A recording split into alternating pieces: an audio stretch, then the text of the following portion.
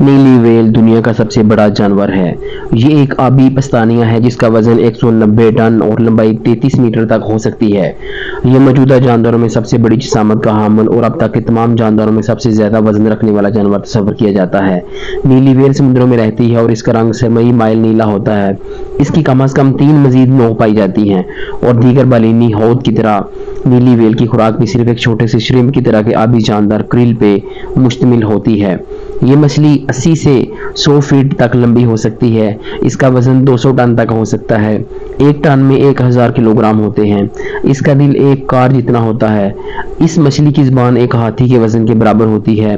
ایک اوسط ہاتھی کا وزن 3 ٹن تک ہوتا ہے۔ بلو ویل کا بچہ پیدائش کے وقت 25 فیٹ کا ہوتا ہے، جو اس روئے زمین پر پیدا ہونے والا سب سے بڑا نومولود ہوتا ہے۔ اس کی عمر 80 سے 90 برس تک ہو سکتی ہے۔